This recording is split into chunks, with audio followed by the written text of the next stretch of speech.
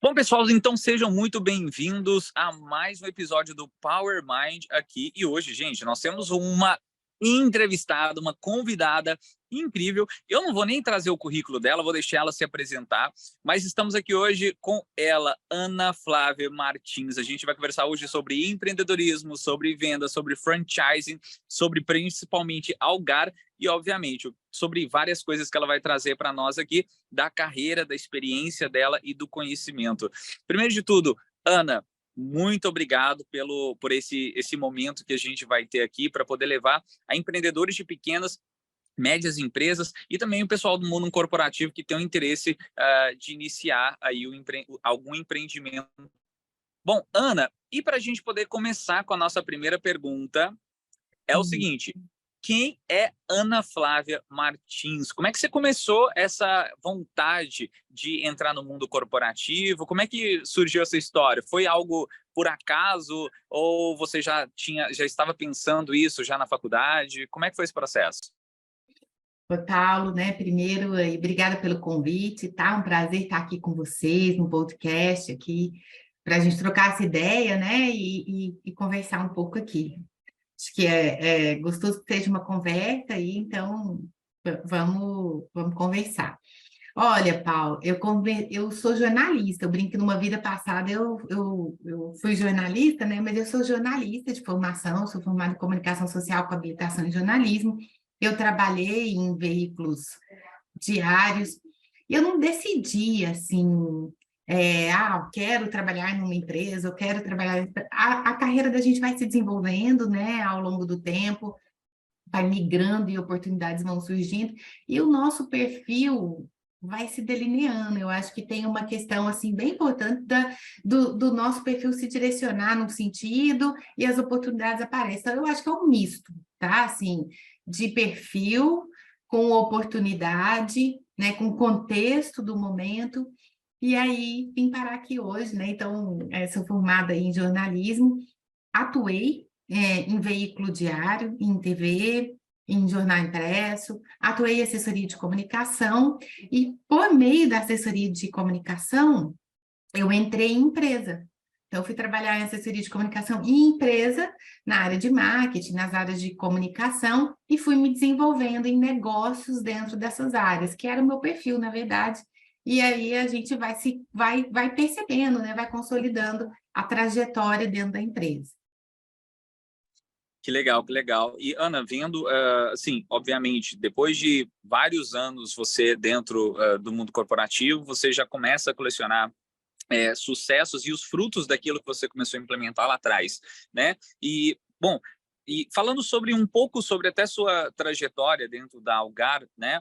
Como que foi esse processo de você ir de um posto para o outro, né? Obviamente você disse, né, que iniciou a vida como jornalista, mas hoje, por exemplo, você está ligado diretamente ao mundo das franchises, né, que é uma nova área da Algar, e depois a gente vai conversar até sobre isso, que a gente ficou sabendo que a Algar é a única operadora do Brasil, né, a receber o selo de qualidade franchise. Mas me conta um pouco, É isso como é que mesmo. surgiu todo esse processo de você ir se direcionando de uma função para outra? Foi uma vontade sua ou foi uma demanda da empresa? Como é que foi isso? Olha, eu entrei no Grupo Algar há 22 anos atrás.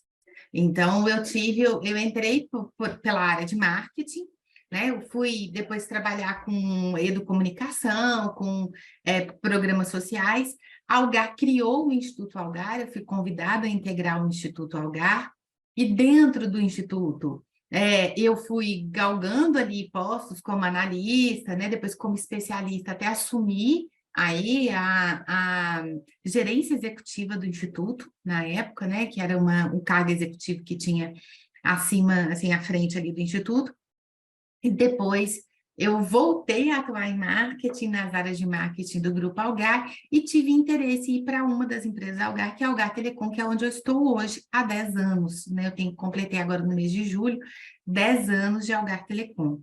Então, na Algar Telecom, eu passei pelas áreas de marketing corporativo, depois eu passei para uma área que a gente chamou internamente de jornada TIC, é uma jornada para transformar o Gá Telecom não só numa empresa de telecom, mas de TI Telecom, por isso TIC, né? Tecnologia da Informação e Comunicação. Então, foi um projeto grande, interessante e bem rico. E depois de 5 anos, eu fui convidada a assumir uma nova área, que se chamava Assessoria TIC e Parcerias.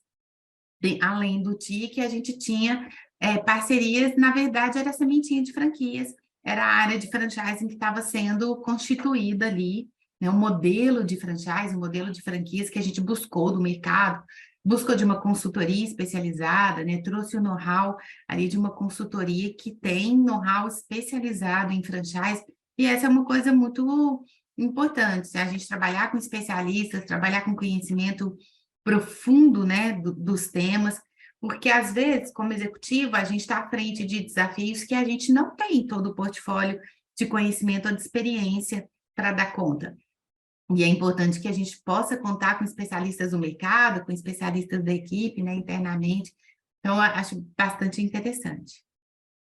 Esse mundo das franchises é bem interessante que você agora está, porque no Brasil, né, por mais incrível que pareça, é um dos países mais interessantes, né, de se construir uma franquia, né, ou de se adquirir uma franquia, ou de se franquear algo. E me conta uma coisa, quando você depara com empreendedores, ou mesmo com pessoas, né, querendo entrar nesse mundo das franchises, qual que você vê que é a maior dor dessas pessoas? Porque, obviamente, eles poderiam estar empreendendo de uma maneira própria, construindo suas próprias empresas, com a sua própria marca, o seu próprio branding, mas eles buscam já um negócio validado. Né? Como é que é hoje esse processo de vocês de encontrar esse empreendedor, ou ele passa por um processo seletivo? Como é que é o perfil hoje de quem passa a trabalhar com você e se torna um empreendedor, mas em parceria? Assim, respondendo sobre a dor, né? A maior dor é você ter segurança para empreender, porque empreender é um risco em si, né? Faz parte, o risco é alto em empreender, pode dar certo e pode não dar certo. Então, você contar com um franqueador que tem o know-how e que tem um negócio validado, reduz o seu risco e aumenta a sua velocidade de captura do mercado. Então, a maior dor é know-how especializado e transferido para o franqueado. Essa é a resposta para essa pergunta. Como que a gente faz a captura? Você, né, deve saber também que a Algar Telecom tem, né, o primeiro modelo de franquias de telecom ponta a ponta, né, fim a fim, completo do Brasil, que a gente tem notícia do mundo também. Mas é a única operadora a franquear a sua operação de ponta a ponta ali, fim a fim. Isso quer dizer que o franqueado faz tudo, Paulo. Ele constrói a rede de fibra ótica, ele faz o projeto de rede, ele constrói a rede de fibra ótica. Ele, depois que executa esse projeto, essa rede é ativada, e aí ele começa o trabalho mesmo, que é de venda, que é de instalação, que é de operação ali da unidade de franquia que ele tem. Então, é um perfil que precisa ter uma boa visão de negócios, uma boa capacidade de execução, precisa ser forte em gestão, né? O franqueado não é necessariamente alguém que é forte do perfil do ponto de vista comercial, ou do ponto de vista técnico, ou do ponto de vista operacional, ele é um gestor de negócios completo, né? Então, numa visão de administração de empresas, de gestão de business ali, ele vai fim a fim em todas as especialidades, as matérias mesmo, né, de business, né, de uma empresa ali, todas as disciplinas que a gente fala, né, e áreas ali de uma empresa. Então, ele precisa de ter pessoas boas que naquela área de conhecimento, naquela área de atuação, são sim destaque, são sim especialistas, né, nesse tema. Então, a gente precisa garantir para o franqueado esse suporte à operação dele.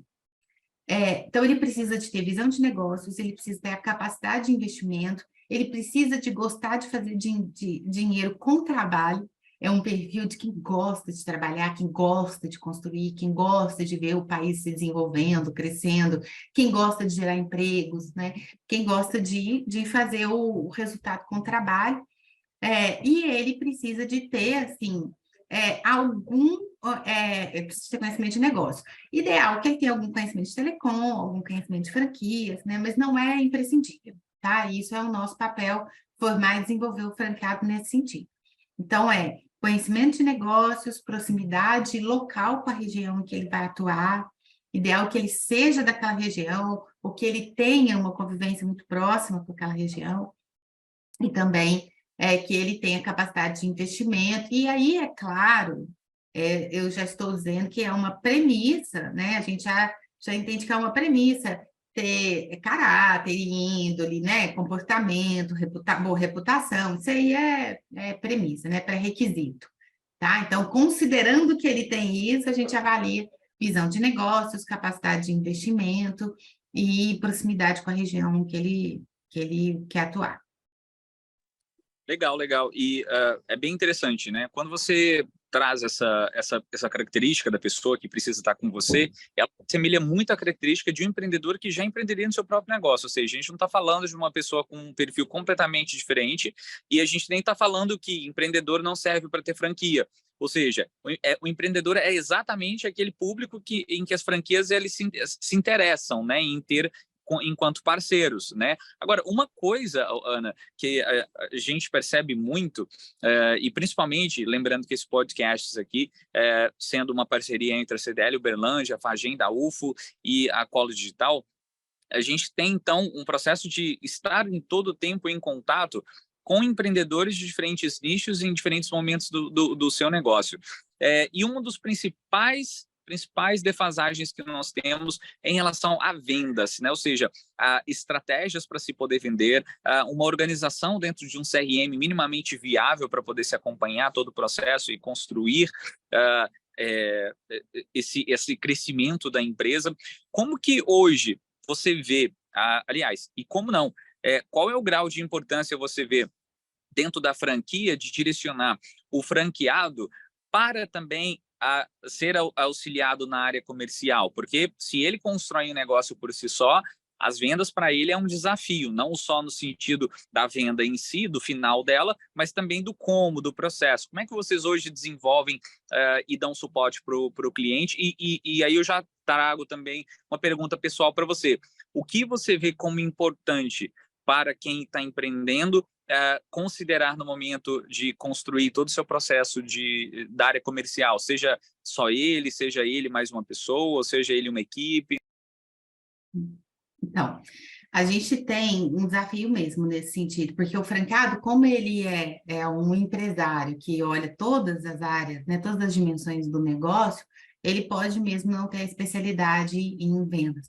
Então, é muito importante, primeira coisa, né, ter uma estratégia muito clara, então, ter clareza de quem é o seu cliente, que diferença aquele produto vai fazer na vida desse cliente, né? O que ele vai trazer de valor para esse cliente e qual é o diferencial deste produto em relação aos demais oferecidos. O diferencial pode não ser no produto, mas pode ser no serviço associado ao produto, pode ser no atendimento, no pós-venda, na facilidade do cliente em contactar a empresa e resolver, né, a sua questão. Então, é preciso que tenha um posicionamento claro da empresa, se ela vai competir por preço, se ela vai competir por diferenciação, né? Então, a primeira questão é essa. Tanto do empreendedor que empreende sozinho, eu vou dizer, né, fora de uma rede de franquias, quanto de uma franqueadora. Então, clareza de um posicionamento e de uma estratégia de competição no mercado é papel da franqueadora, né? E é papel da franqueadora dar essa clareza para o franqueado, porque tudo tem que combinar com aquele posicionamento. Então, se é um posicionamento por preço, a comunicação vai ser mais agressiva, vai ser mais direcionada a preço. O cliente, o perfil do cliente que vai buscar, ele está buscando em primeiro lugar preço e não qualidade, e não proximidade, e não atendimento, né? Então, tem um conjunto tem um contexto que se forma em torno deste posicionamento, tanto da empresa, que é, no caso, a franqueadora, quanto do franqueado, quanto do próprio cliente, vai atrair clientes com aquele perfil que querem aquele ganho, vou dizer dessa forma, né, que é preço. Se a empresa for competir por diferenciação, e aí ela vai ter que se diferenciar no mercado, né? Então, ela tem que buscar estratégia de diferenciação, que pode ser pelo produto. No caso de telecom, né, claro que existe a rede e a qualidade da internet ainda é um diferencial, sim. Tem muita... você que deve trabalhar intensamente com internet, né? E quem trabalha sabe a diferença que faz uma boa conexão de qualidade. Mas o que acontece muitas vezes é que tecnologia pode, né? É comum que tecnologia dê alguma intermitência, que tenha algum problema, e o que o cliente quer nessa hora é facilidade para resolver o problema dele. Então, proximidade, disponibilidade, né? A empresa ter um atendimento próximo, fácil de acessar, é muito importante. Então, essa pode ser um caminho de diferenciação. Outro caminho de diferenciação pode ser mesmo ter um produto ou ter uma combinação de produtos que a concorrência não tem. Isso geralmente é fácil de se copiar, então não chega a ser uma vantagem competitiva. Pode ser um diferencial, mas não uma vantagem competitiva, porque a vantagem competitiva ela é sustentável, né? Ela é perene e ela é difícil de ser copiada. Então, eu acho que o empreendedor tem que olhar para o negócio dele e falar que diferença que eu posso fazer com essa empresa aqui, e que dor que o mercado tem, que não está sendo atendida e que eu posso atender melhor do que os outros. Por algum motivo, porque eu vou me estruturar para isso, ou porque eu vou fazer mais rápido, ou porque eu vou fazer mais simples, ou porque eu vou fazer mais barato, né? Ou porque eu vou fazer mais completo, mas alguma coisa, o empreendedor tem que olhar para o negócio, para o contexto daquele negócio e ver que dor que tem latente que não está sendo atendido, né? E às vezes ele consegue mapear a dor, às vezes ele vai conseguir mapear até a solução, mas ele pode conseguir não executar. Uma questão muito comum de empreendedores é fazer um pouco daquele jeito, mas não fazer suficientemente daquele jeito. Então, eu compito por preço, mas não sou barato o suficiente. Eu quero ser próximo, mas não sou próximo o suficiente. Eu quero ser completo, mas não sou completo o suficiente. Então, é preciso que o posicionamento esteja muito claro e definido, porque ele precisa ser executado para que a empresa faça a diferença que ela se propôs a fazer. E que aí o cliente reconheça. Não, eu fico com essa empresa aqui, porque a hora que der problema, eu vou ligar e eles vão resolver o meu problema. Né? Então, esse tipo de questão que o mercado, né, encontra a todo momento, é muito importante que a empresa que esteja ali esteja atenta a essas questões e tenha clareza e não fique no meio termo. Tenta buscar o diferencial, mas tenta também não perder as outras coisas. Quer competir por qualidade, mas também um pouquinho por preço. Geralmente não funciona. Né? Assim, tem que tomar uma decisão e tem que ser disciplinado em relação a ela e não ter medo, né, do que vai perder. Eu acho que uma das coisas mais difíceis para o empreendedor é deixar de fazer alguma coisa. Fazer é difícil, mas deixar de fazer eu acho que é mais difícil para o empreendedor. Ele quer tudo, ele quer atender bem, ele quer fazer tudo, e às vezes ele acaba fazendo mais do que ele consegue, ele acaba ampliando demais o leque, depois ele fica com dificuldade, né, para entregar aquilo que ele combinou com o cliente. Então, ter disciplina na execução, ter uma definição muito focada, ter um foco muito claro e ter uma disciplina nessa execução, eu acho que é muito importante para o empreendedor. Eu já vi empreendedores se darem super bem em negócios muito pequenos, porque ele decidiu um nicho, uma dor daquele nicho e ele ficou focado naquilo, né? E cresceu em torno daquela dor e daquela solução, né? E não de maneira abrangente para tudo, né? É fundamental. Total, total. E quando você fala isso, né, faz com que as pessoas, os empreendedores, eles realmente pensem qual esse é o diferencial do seu negócio, porque vamos lá, eu tenho uma agência de marketing que, inclusive, a gente está mudando agora o nome, não vai ser mais uma agência de marketing, e sim vai ser uma aceleradora de vendas, porque a gente percebeu que a gente faz um trabalho completamente diferente do que as outras agências de marketing já fazem, que é percorrer todo o caminho da jornada do cliente até a gente conseguir não apenas fazer a primeira venda, mas a gente transformar aquele cliente em um cliente ativo. E a gente consegue disso de diversas formas, porém com objetivo, com determinação, né? E o pessoal, como você disse, algumas pessoas têm medo de preço e ficam, não, mas se eu não der um pouquinho de desconto, aí o concorrente meu que está, sei lá, 40% do meu preço ele vai vender e eu não, e que não tem absolutamente nada em relação a isso, né? Agora, esse empreendedor, né, que vem, não sei nem se a palavra seria mal instruído ou com vícios, né, de um percurso que ele teve desde a infância dele. Quando ele entra no franchising, há um processo de onboarding com ele, para ele poder entender premissas, e mesmo se ele vier com esses vícios de entender que ele, por exemplo, sem desconto, não consigo vender. Há um onboarding? Como é que é esse processo hoje? Há um onboarding, há um treinamento, né? No caso do Algar Franquias, todo o padrão de operação é definido pela franqueadora, implementado pela franqueadora, e o suporte é dado para o franqueado operar neste padrão. Então, as ofertas são definidas, né, pelo Algar, os produtos são Algar, as estratégias de mercado são definidas em conjunto com a equipe da Algar. Ali, na franqueadora, Paula, a gente tem uma equipe de suporte ao franqueado. Então, tem uma equipe de gestores de campo, né, de CAM, que é o Key Account Manager, que a gente tem ali para dar suporte ao franqueado, porque cada mercado é as estratégias vão variar, mas sim.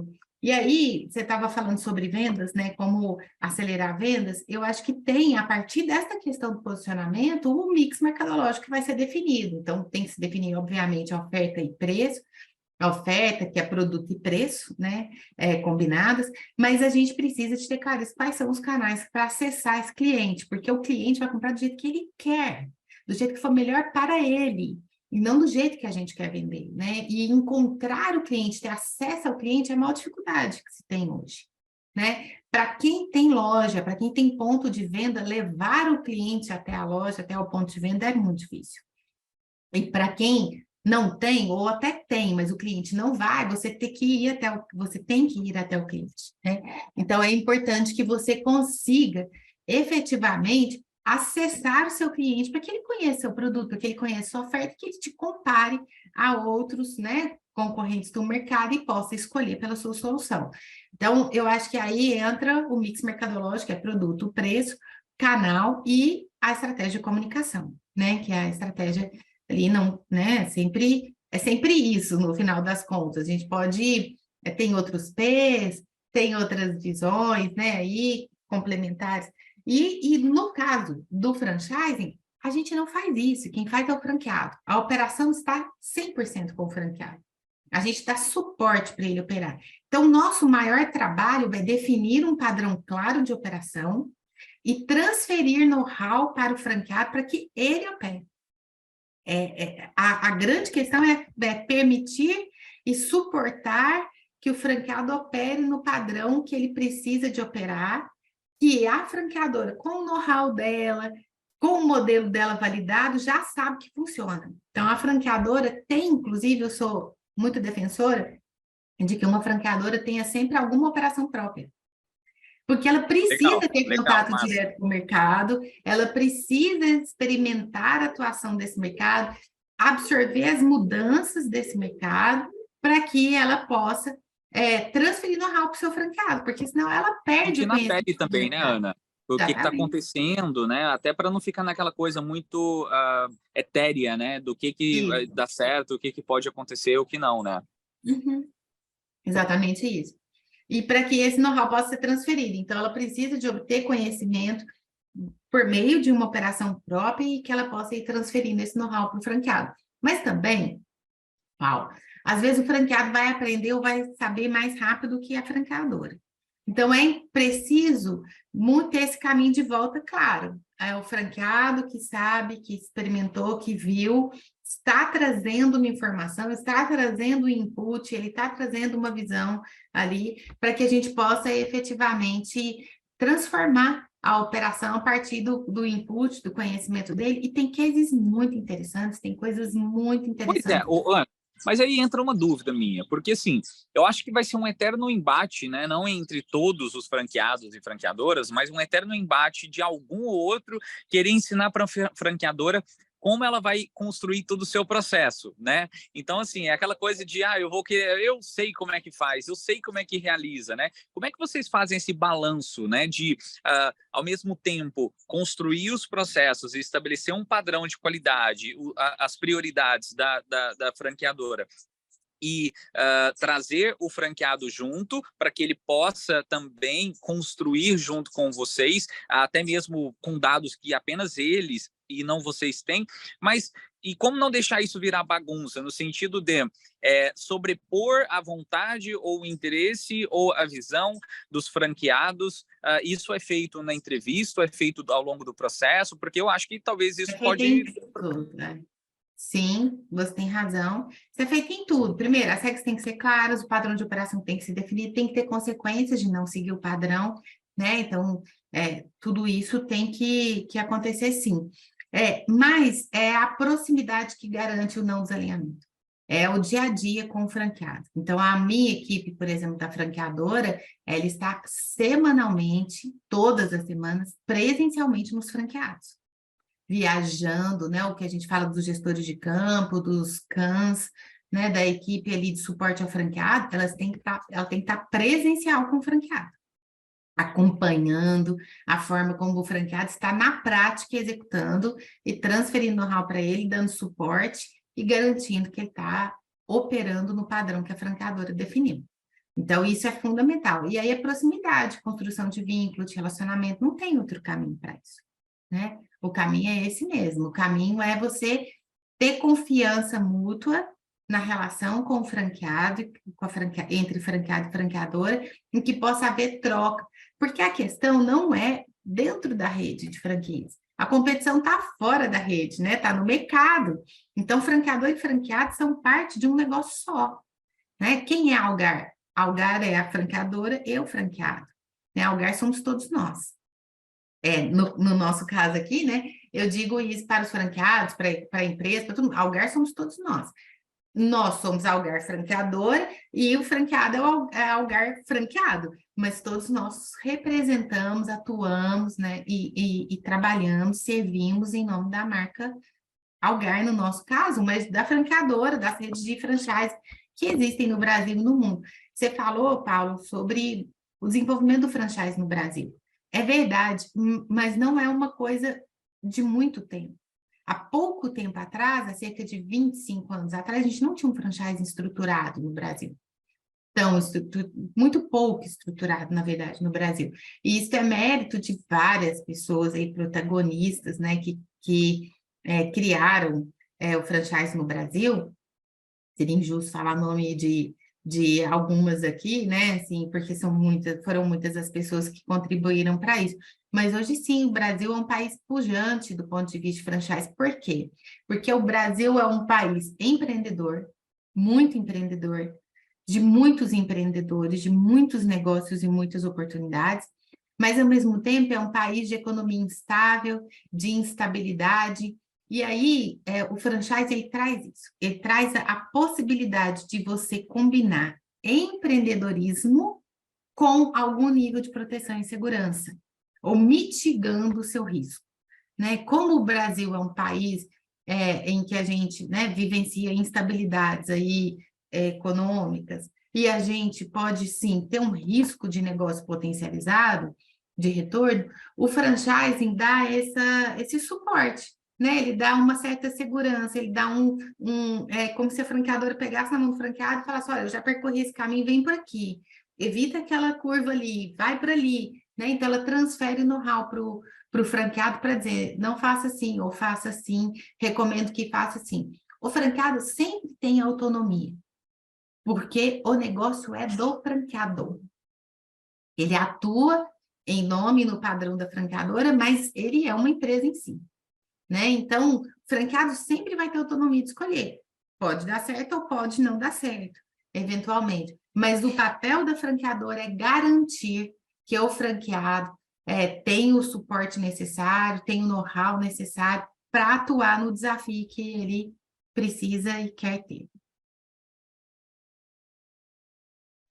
Legal, Ana. E, bom, nós estamos finalizando o nosso tempo aqui, mas eu tenho uma pergunta muito interessante, até para a gente poder ligar tudo isso, né? Essa experiência sua dentro do franchising e a consequência de um trabalho de uma equipe juntamente com você, que foi o prêmio, né? Que vocês tiveram como a única operadora do Brasil, não sei, é do mundo também, a ter esse prêmio? Como é que é isso? Esse selo, né, esse prêmio, esse reconhecimento que você está falando, que é o selo de excelência em franchise, ele é concedido pela ABF, que é a Associação Brasileira de Franchise. Então, ele só é concedido no É Brasil, verdade. né? Mas ô, Ana, antes da gente falar desse selo de qualidade, porque, vamos lá, a gente tem hoje outras operadoras que estão disputando o mercado junto com vocês. E você trouxe para a gente que há algumas práticas que, principalmente dentro do franchising, que apenas vocês fazem. E aí você acha que esse selo de qualidade, que vocês ganharam, interferiu que essas ações vocês tivessem apenas vocês, e quais são essas ações e como que isso tudo se deu a esse prêmio? Então conta um pouquinho para a gente, primeiro, o que significa, né, ter recebido esse selo dentro do franchising, e segundo, quais foram os diferenciais principais que foram determinantes para que vocês fossem a única operadora a ganhar esse selo de qualidade. Tá bom. Primeiro, assim, esse selo é concedido a franqueadoras, a redes de franquias. E a Algar Telecom é a única operadora de telecom que tem a credencial de franchising. Ela é o único modelo de negócio aprovado como franchising pela Associação Brasileira de Franchise. Acho que já tem até outros operadores, mas não é esse modelo completo, fim a fim. Tá? Então, a gente recebeu o selo e ele atesta a qualidade. O mais interessante desse selo, Paulo, é que ele é um reconhecimento dos franqueados. A ABF, a Associação Brasileira de Franchise, envia um questionário para os franqueados e os franqueados respondem. Legal. Então, é ele que atesta se ele acredita, na visão dele, a franqueadora tem ou não aquela qualidade, né, de operação, aquela qualidade de modelo e aquela visão. Para a gente foi uma alegria muito grande, mas só aumenta a nossa responsabilidade, o nosso compromisso de continuar fazendo melhor, né? Eu acho que esse selo, ele é uma contribuição muito forte para o franchise do Brasil. A ABF, a Associação Brasileira de Franchise, tem feito um trabalho muito rico, muito interessante, bastante consistente, no sentido de promover a qualidade do franchise no Brasil e garantir que as redes de franquias e as empresas, né, vinculadas ao modelo de franchise possam mensurar a qualidade da rede delas, né, da rede de franquias que elas têm, e possam melhorar a partir disso, porque você só melhora, você só gera aquilo que você mensura, que você consegue medir efetivamente. Então, esse selo, ele é, sim, um termômetro aí para o franchise no Brasil, e ele faz com que as redes evoluam, né, com que as redes busquem serem melhores, né, para os franqueadores e para os franqueados, e que a gente consiga aí se desenvolver, né, como franchising, como negócios, como business e como empreendedorismo, né, que o empreendedorismo ganhe cada vez mais qualidade de estrutura por meio do franchising, né. Eu acho que é como se fosse uma estrada para o empreendedorismo, né, uma plataforma. O franchising, ele é uma estrada para o empreendedor, né, para rodar e ganhar velocidade, né, uma estrada larga, boa, asfaltada, né, de qualidade, para o empreendedor vir e ganhar velocidade.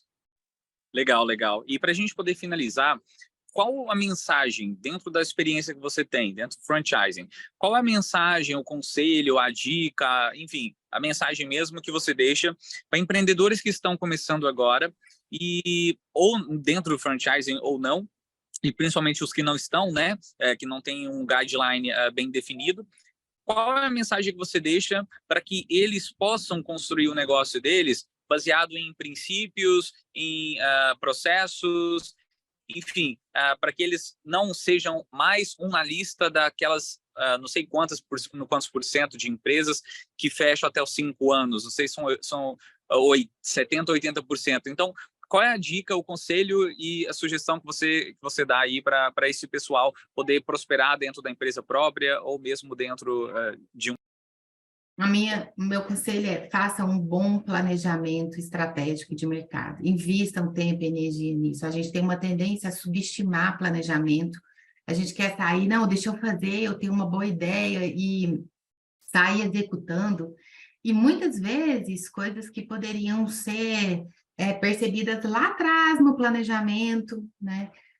Não são. E o planejamento só tem um jeito de dar certo, se ele for focado no mercado.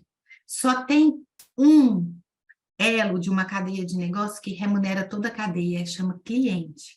Se não tem cliente, se não tem mercado, não tem cliente. Se não tem cliente, não tem negócio. Então, a minha visão é assim, sem simplificar as coisas, né? Que às vezes a gente tem uma simplificação do cliente, não é isso. Faça um planejamento orientado pelo mercado.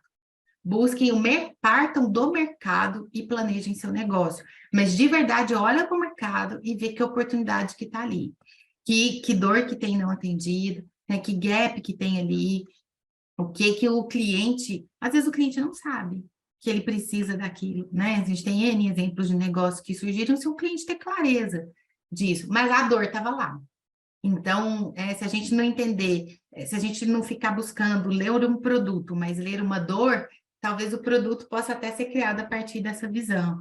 Então, é importante olhar mercado e planejar a partir do mercado. Eu acho que quando você tem clareza do mercado que você está, você sabe o que esse mercado precisa, aí você se estrutura para atender, né, e para servir esse mercado, e aí é sucesso. Eu acho que aí é gestão, né? Tem que ter gestão, obviamente, tem que ter maturidade. Eu vou dar 2 conselhos. Além de planejar com base no mercado, busquem ajuda.